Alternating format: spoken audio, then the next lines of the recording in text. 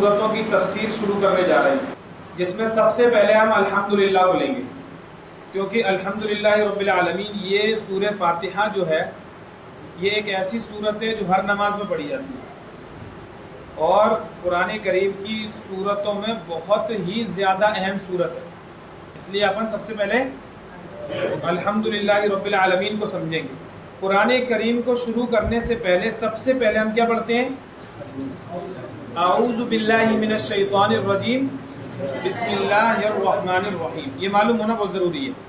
اب اعوذ باللہ اور بسم اللہ کو بھی تھوڑا تھوڑا سمجھ لیتے ہیں، موٹا موٹا سمجھیں گے، اپن کوئی زیادہ باریکی سے سمجھ جائیں گے نہیں، تو اپن کو تو موٹا موٹا سمجھنا ہے جو ہماری بدھی میں بیٹھے، جو ہمارے کام کا ہو۔ تو اعوذ باللہ من الشیطان الرجیم قرآن کریم کی تلاوت سے پہلے پڑھنا سنت ہے۔ فَإِذَا قَرَأْتَ الْقُرْآنَ فَاسْتَعِذْ بِاللَّهِ مِنَ الشَّيْطَانِ الرَّجِيمِ کہ جب آپ قرآن کریم کو پڑھنا چاہیں تو پھر کیا کریں؟ آپ اعوذ باللہ من الشیطان الرجیم پڑھ لیا کریں۔ تو اعوذ باللہ من الشیطان الرجیم قرآن کریم کی خاصیت، یہ بات یاد رکھنا، بہت سارے لوگ دوسری کتابوں کو پڑھنے سے پہلے، یعنی اردو کی کچھ کتابوں کو پڑھنے سے پہلے بھی اعوذ باللہ بسم اللہ پڑھتے ہیں، حدیث کی کتاب کو پڑھنے سے پہلے بھی اعوذ باللہ بسم اللہ پڑھتے ہیں، تو ان کو یہ بتا دینا ضروری ہے کہ اعوذ باللہ من الشیطان الرجیم اگر کسی کتاب کے شروع میں پڑھا جائے گا تو وہ اونلی کیا ہے؟ قرآن مجید۔ قرآن مجید کے علاوہ کسی بھی کتاب کے شروع میں اعوذ باللہ نہیں پڑھا جائے گا۔ کیا پڑھا جائے گا؟ صرف بسم اللہ پڑھا جائے گا۔ ٹھیک ہے انشاءاللہ، سمجھ میں آیا؟ تو اعوذ باللہ کس کی خاصیت ہوئی؟ قرآن مجید کی خاصیت ہوئی۔ اعوذ باللہ من الشیطان الرجیم پڑھا کیوں جاتا ہے کہ ایک بہت پیاری حکمت ہے۔ اب دیکھو قرآن کریم ہدایت کی کتاب ہے، ٹھیک، لیکن اب اس ہدایت سے گمراہ کرنے میں پوری ایڑی چوٹی کا زور لگائے گا کون؟ شیطان۔ تو اس شیطان سے پناہ مانگی گئی ہے اللہ کی کہ اللہ تو مجھے شیطان سے بچا لے، کہ جب مومن بندہ قرآن کریم کی تلاوت سمجھ کر کرنے کی کوشش کرتا ہے اور اس میں غور و فکر کرنے کی کوشش کرتا ہے تو شیطان اس کو غلط مطلبوں کی طرف لے جاتا ہے۔ مطلب تو سمجھ رہا ہے، لیکن اگر اعوذ باللہ بسم اللہ اعوذ باللہ نہیں پڑھتا ہے مومن بندہ تو پھر شیطان اس کی فکر کو کسی غلط راستے پر لے جائے گا، اس کو غلط مطلب سمجھائے گا، اور پھر اس سے کیا ہوگا نقصان؟ ہدایت کی جگہ اور کیا ہو جائے گی؟ گمراہی اس کی زندگی میں آ جائے گی۔ اس لیے ہمیں قرآن کریم کو پڑھنے سے پہلے اعوذ باللہ پڑھنا ہے تاکہ ہم اس میں جب غور و فکر کریں تو اس سے ہم شیطان سے ہماری کیا ہو جائے؟ حفاظت ہو جائے۔ اس کے بعد پڑھتے ہیں بسم اللہ الرحمن الرحیم۔ دیکھیں بسم اللہ الرحمن الرحیم کا مطلب کیا ہے؟ اللہ کے نام سے شروع کرتا ہوں جو بڑا مہربان نہایت رحم والا ہے۔ تھوڑا ساتھ بھی دیتے رہے، نہیں تو آنکھیں آدھی بند ہیں وہ پوری بند ہو جائیں گی، تھوڑا ساتھ دیتے رہیں۔ کبھی کبھی زیادہ توجہ سے سننے سے بھی نیند آ جاتی ہے، زیادہ توجہ سے مت سنو، تھوڑا بہت میری طرف دیکھو، تھوڑا بہت ادھر ادھر بھی دیکھو۔ تو بسم اللہ الرحمن الرحیم کا ترجمہ، میں شروع کرتا ہوں اللہ کا نام سے جو بڑا مہربان نہایت رحم کرنے والا ہے۔ اب بسم اللہ الرحمن الرحیم چونکہ صرف قرآن کریم کے ساتھ خاص نہیں ہے، بلکہ بسم اللہ کے لیے تو حضور صلی اللہ علیہ وسلم کے احادیث میں ہے کہ جوتا پہنو تو بسم اللہ پڑھے، گھر سے نکل رہے ہیں تو بسم اللہ پڑھے، مسجد میں آ رہے ہیں تو بسم اللہ پڑھے، یعنی کئی جگہ ہیں ایسی کہ جہاں پر آپ کنگھا کر رہے ہیں تو بسم اللہ پڑھے، کوئی بھی کام کی شروعات کریں تو کیا کریں؟ کسی بھی اچھے کام کی شروعات کر رہے ہو آپ بسم اللہ پڑھیں۔ تو قرآن کریم کی خاصیت نہیں ہے، اس لیے وہ تو ساری چیزوں کے ساتھ ہی ہے۔ تو اللہ کا نام کسی بھی کام کی شروعات، اچھے کام کی شروعات کریں تو بسم اللہ پڑھیں، اور قرآن کریم کی شروعات سے پہلے بسم اللہ پڑھنا کیا ہے؟ سنت۔ ٹھیک ہے انشاءاللہ۔ تو اعوذ باللہ اور بسم اللہ کے بارے میں یہ چھوٹی چھوٹی موٹی موٹی باتیں آپ کے سامنے آئیں۔ اب اپن کرتے ہیں قرآن کریم کی سورہ فاتحہ کی شروعات۔ دیکھیے سب سے پہلے اپن سورہ فاتحہ کے اندر کیا ہے اسے سمجھنے سے پہلے یہ سمجھ لیں کہ سورہ فاتحہ کی اہمیت کیا ہے۔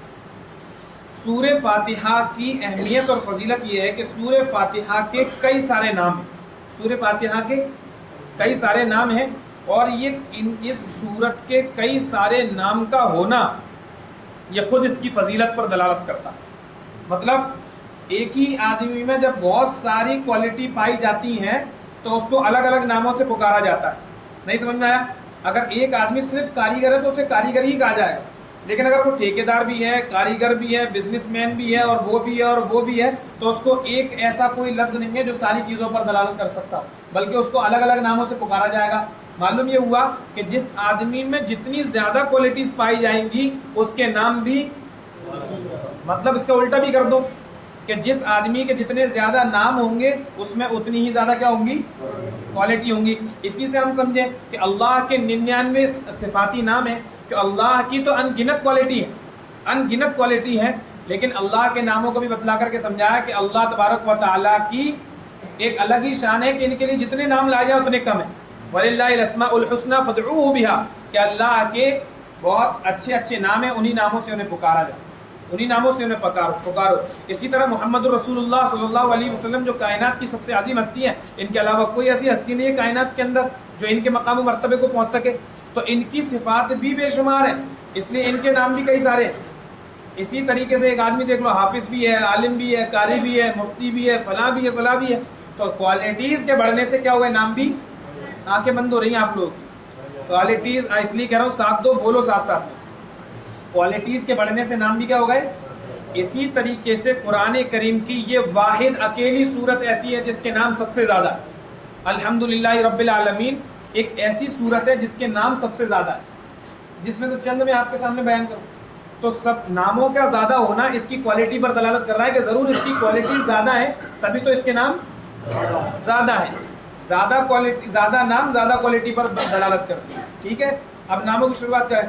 اس کا ایک نام سورۃ الصلاح ہے۔ کیا نام ہے؟ سورۃ الصلاح۔ سورۃ الصلاح کا مطلب یہ ہر نماز کے اندر پڑھی جانے والی سورت، کوئی نماز ایسی نہیں ہے جس کے اندر یہ نماز نہ پڑھی جاتی ہے، یہ سورت نہ پڑھی جاتی ہے۔ ٹھیک ہے، تو نماز کے اندر ہر رکعت میں پڑھی جانے والی سورہ فاتحہ ہے، اور حدیث قدسی میں تو یہاں تک ہے کہ اللہ تبارک و تعالیٰ نے اس سورت کو بندے، اور اللہ تبارک و تعالیٰ خود فرماتے ہیں کہ میں نے اس سورت کو بندے اور اپنے درمیان تقسیم کر لیا ہے، آدھی سورت بندے کی، آدھی سورت میری ہے۔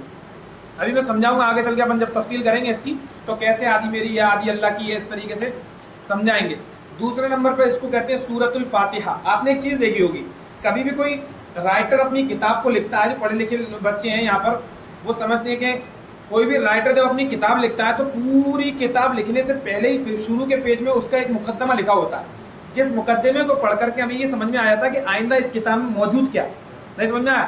کسی کتاب کے اندر پڑھنے سے پہلے ہم اس کو پڑھ لینا تو ہمیں سمجھ میں آ جائے گا کہ اس سے 700 600 500 800 صفحے میں کیا بیان کیا گیا۔ ایسی ہی قرآن کریم میں سورہ فاتحہ کی حیثیت بھی وہی ہے۔ سورہ فاتحہ کو سمجھ لیا تو گویا کہ آپ نے پورے قرآن کو کیا کر لیا؟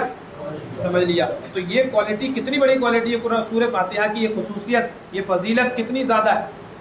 اس کے بعد اس سورت کو سورۃ الشفا بھی کہا جاتا ہے۔ سورۃ الشفا یعنی حضور اکرم صلی اللہ علیہ وسلم فرمایا کرتے تھے کہ اس سورت میں صرف موت کے علاوہ، اس سورت میں موت کے علاوہ ساری بیماریوں کا علاج ہے، کوئی سی بیماری ایسی نہیں ہے جس میں اس کا علاج نہ ہو۔ ابو سعید خدری رضی اللہ تعالیٰ عنہ کی روایت ہے کہ انہوں نے ایک شخص کو سانپ نے کاٹ لیا تھا، تو اس شخص پر ابو سعید رضی اللہ تعالیٰ عنہ نے کیا کیا؟ ابو سعید خدری رضی اللہ تعالیٰ عنہ نے اس پر دم کر دیا، پڑھ کر کے شفایاب ہو گیا، وہ بچ گیا۔ تو اسی طریقے سے چھوٹے بڑے موٹے ہلکے پھلکے جیسے بھی مرض ہوں، اگر مکمل یقین کے ساتھ سورہ فاتحہ کو پڑھ کر کے اگر دم کر دیا جائے مریض پر تو کیا ہو جائے گا مریض؟ لیکن شرط یہ ہے کہ مکمل یقین بھی ہمارا ہو۔ تو اس طریقے سے سورۃ الشفا بھی کہا جاتا ہے۔ اس کی فضیلت میں ایک حدیث حضرت حضور اکرم صلی اللہ علیہ وسلم کی اور لیجیے کہ حضور صلی اللہ علیہ وسلم ارشاد فرماتے ہیں، قسم کھا کر کے قسم کھا کر ارشاد فرماتے ہیں کہ یہ سورہ فاتحہ جو سورت ہے، ایسی سورت نہ اللہ نے توریت میں نازل کی، نہ انجیل میں، نہ زبور میں۔ یہ خصوصیت ہے سورہ فاتحہ کی۔ یہ اس طریقے سے اس کی اور بھی بہت ساری خصوصیت اور بھی بہت ساری فضیلتیں ہیں۔ یہ تو ہوا ہمارا باہر کا کام کہ سورہ فاتحہ کی فضیلت، اعوذ باللہ کا مطلب ہوا اعوذ باللہ کے پڑھنے، اعوذ باللہ کا پڑھنا سنت ہے۔ اعوذ باللہ کیوں پڑھا جاتا ہے؟ بسم اللہ کا پڑھنا کیوں پڑھا جاتا ہے؟ بسم اللہ کا پڑھنا بھی سنت ہے۔ ٹھیک ہے، پھر سورہ فاتحہ جو ہے اس سے کتنے نام ہیں، اس کی کیا فضیلت ہیں، وہ آپ سب لوگوں کے سامنے آ گئی۔ بس آج کے لیے اتنا کافی ہے۔ کل سے ہم انشاءاللہ 2 دن کے اندر اس کو ختم کریں گے، اور سورہ فاتحہ کے اندر اللہ تبارک و تعالیٰ نے اپنے بندوں کے لیے کیا کیا انعام اور کیا کیا پیغام ہم سب لوگوں کے لیے، کیونکہ یہ قرآن کریم جو ہے نا، اصل میں یہ بات سمجھے آپ، قرآن کریم یہ جو ہے وہ رہتی دنیا تک، یعنی قیامت کی صبح تک کے انسانوں کی ہدایت کے لیے آیا، میری اور آپ کے لیے نہیں، صرف رہتی دنیا تک کے انسانوں کی ہدایت کے لیے آیا۔ آیا ہے. تو اس قرآن کریم کے اندر اللہ تبارک و تعالیٰ نے سارے انسانوں کی ہدایت کا راز چھپا کے رکھا ہوا ہے. تو اس کو جب تک ہم سمجھیں گے نہیں تب تک ہم کامیاب نہیں ہو سکتے ہیں.